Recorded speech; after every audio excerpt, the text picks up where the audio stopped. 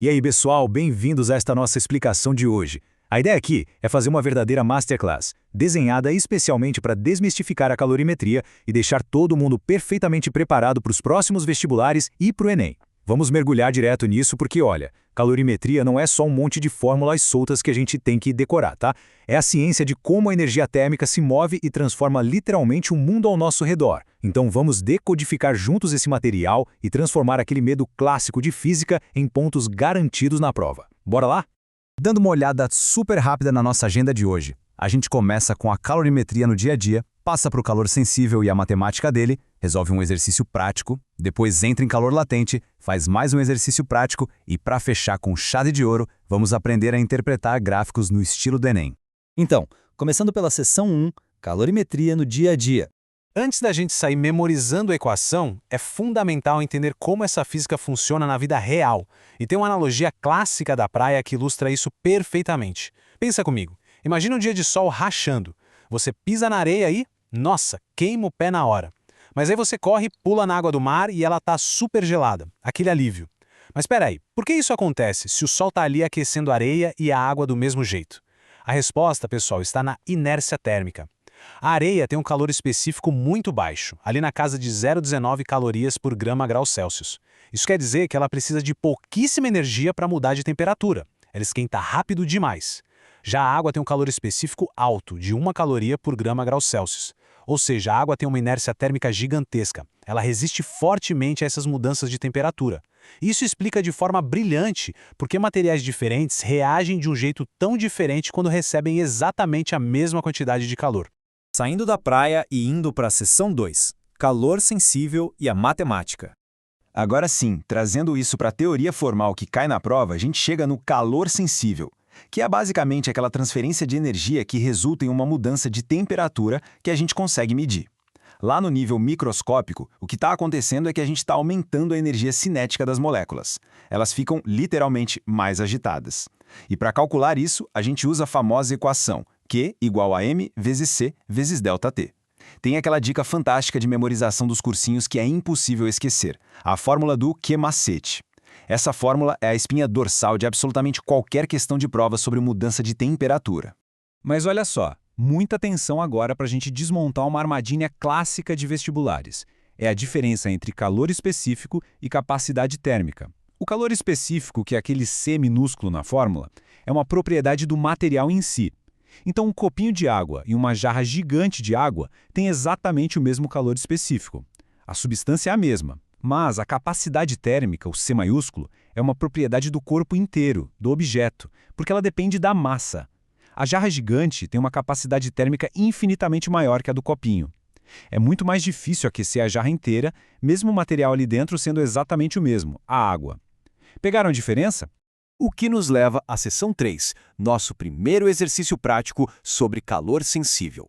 Vamos ver como a fórmula do Q-macete trabalha na prática. O nosso primeiro desafio é o seguinte: quanta energia é necessária para aquecer 10 gramas de gelo sólido de menos 10 graus Celsius até 0 graus Celsius? E o exercício nos dá um dado fundamental: o calor específico do gelo é 0,5 calorias por grama grau Celsius. Notem que o nosso objetivo aqui é só calcular a energia necessária para trazer esse gelo até o ponto de fusão dele. A gente não vai derreter ele ainda, tá? O passo a passo é super direto. Passo 1, a gente identifica que tem mudança de temperatura envolvida, de menos 10 para 0. Então, claro, a fórmula é Q igual a m vezes C vezes ΔT. Passo 2 é só substituir os valores. A massa é 10 gramas, o calor específico do gelo que a gente acabou de ver é 0,5 e a variação de temperatura, o nosso ΔT, subindo de menos 10 até 0, é uma variação positiva de 10 graus. Passo 3, fazer a conta. 10 vezes 0,5 vezes 10. O resultado mostra que a gente precisa de exatamente 50 calorias para essa fase inicial de calor sensível. Bem simples, direto e muito lógico. E agora a gente entra na seção 4, calor latente, a transformação. Bom, o gelo do nosso exercício chegou a 0 graus Celsius, mas de repente, por mais calor que a gente continue fornecendo, incrivelmente a temperatura para de subir. O mistério do que acontece com toda essa energia que a gente está colocando lá é o que chamamos de calor latente. A própria palavra latente significa oculto. escondido. Essa energia que está sendo transferida não vai mais aumentar a agitação das moléculas, por isso o termômetro simplesmente não acusa nada, ele trava no zero. Em vez disso, essa energia escondida é usada 100% para quebrar as ligações moleculares, desagregando a estrutura sólida para fazer a mudança de estado físico. Aí a fórmula muda, passa a ser Q igual a M vezes L, que a galera adora chamar nas aulas de física de Q-mole. E prestem muita atenção nessa tela, porque aqui vai uma regra de ouro, uma dica Enem, daquelas que salvam a sua vida na prova. Para substâncias puras, a temperatura permanece completamente constante durante todo o processo de mudança de fase. Ponto. O termômetro não se move enquanto o gelo derrete ou enquanto a água ferve. Guardar essa informação no coração é absolutamente essencial para não cair naquelas pegadinhas teóricas que adoram colocar nas alternativas. Vamos ver isso em ação na seção 5, exercício prático sobre calor latente. Aplicando isso no nosso problema, a pergunta que fica é: quanta energia a gente precisa agora para derreter completamente aqueles mesmos 10 gramas de gelo que já estão a 0 graus Celsius, transformando eles em água líquida também a 0 graus Celsius? O dado crítico que o exercício nos dá para esta etapa é que o calor latente de fusão do gelo é de 80 calorias por grama. E lembrem-se, o foco total aqui é na mudança de fase, nada de mudar temperatura.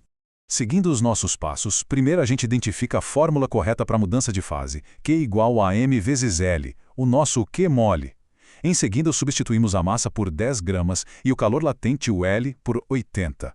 Fazendo a multiplicação, chegamos a impressionantes 800 calorias. E olha só que contraste absurdo. Foram necessárias apenas 50 calorias para aquecer o gelo lá no primeiro exercício.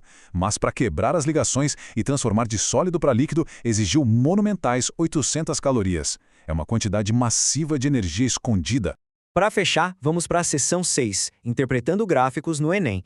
Pessoal, para quem vai encarar o Enem, traduzir todos esses números em uma análise visual é uma habilidade indispensável. Esse gráfico de barras que está aí na tela consolida a grandiosidade da energia envolvida em cada etapa para esses nossos 10 graminhas de água. A barra 1, pequenininha, mostra as 50 calorias iniciais de calor sensível. A barra 2 dá aquele salto gigante para 800 calorias só para derreter o gelo. Mas olha a barra 3. Sem brincadeira, se a gente fosse aquecer essa água líquida até 100 graus e depois vaporizar tudo, sabendo que o calor latente de vaporização é de 540 calorias por grama, só a vaporização iria exigir extraordinárias 5.400 calorias. Fica cristalino visualmente o quanto vaporizar demanda muito mais energia do que simplesmente derreter.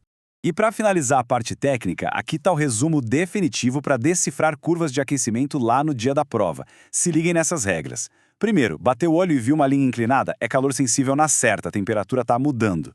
Segundo, quanto mais íngreme for essa inclinação, menor é o calor específico do material, ou seja, é muito mais fácil mudar a temperatura dele. Terceiro, viu uma linha horizontal, aquele platô plano? Isso grita calor latente, é a fase de mudança de estado físico onde a temperatura trava. E quarto, quanto mais larga for essa linha plana, maior é a exigência de calor latente daquela substância para terminar de mudar de fase. Chegando ao fim do nosso mergulho de hoje, eu quero deixar uma reflexão para vocês. Como é que dominar essa diferença visual, de bater o olho numa inclinação de temperatura sensível e saber diferenciar dos platôs ocultos de calor latente, muda a forma como a gente vai encarar a prova? A grande sacada é que quando a gente para de ver a calorimetria como uma sopa de letras e matemática chata e passa a ver como uma historinha visual e lógica de como a energia se comporta, a confiança na hora de resolver a questão dá um salto gigantesco. No fim das contas, é tudo uma questão de aprender a ler a energia.